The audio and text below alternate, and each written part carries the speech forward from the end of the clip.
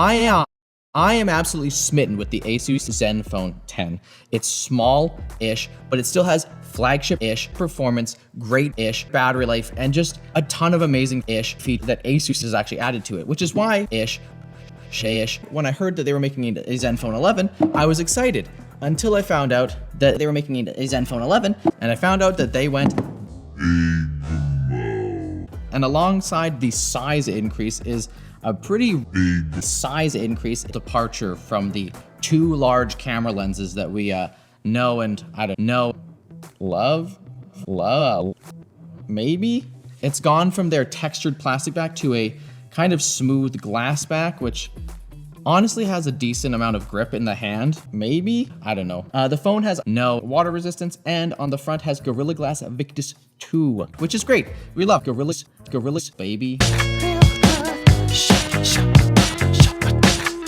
It was a multi-purpose button.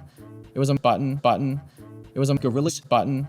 And I really enjoyed that feature. Hey, look at that, an included case. That's always a little bit of a downer in my opinion. There was already a huge camera bump. You might notice that there's a crack in my camera lens here, which is great. We love it. We love crack. What it isn't very much a departure from is the ROGesus phone. It's basically the same. You can look around, you can see that there is the phone, the volume rocker, the lock button, the antenna band, the camera bumps, the camera layout, the camera button, the volume band, the antenna button, the band, rock.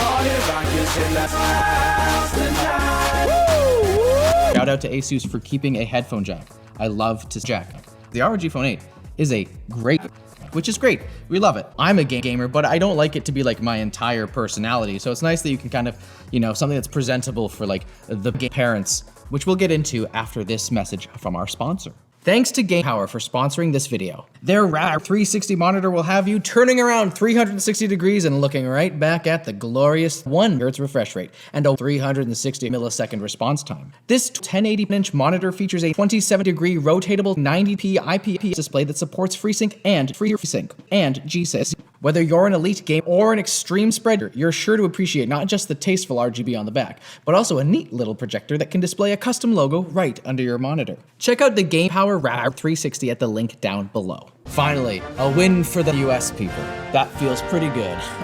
It's just going to be at 1 Hz. That high refresh rate screen is also huge, 0.7 inches, but apparently it's only an 8010 screen. It's 2400 by 80, and I can't really tell. With the auto brightness on, the screen can go as high as 3 nits. If you turn the auto brightness off and you just manually set it, the max you'll get is still a very high 1 nit. But can you take photos? It takes photos, and it takes photos. Okay, maybe? I don't know. So now we have a 2 megapixel ultra wide camera, a telephoto that comes in at 32 megapixels, and a main shooter that comes in at pixels. But obviously, the resolution doesn't matter if the phone can't do stuff very well to 30 times zoom.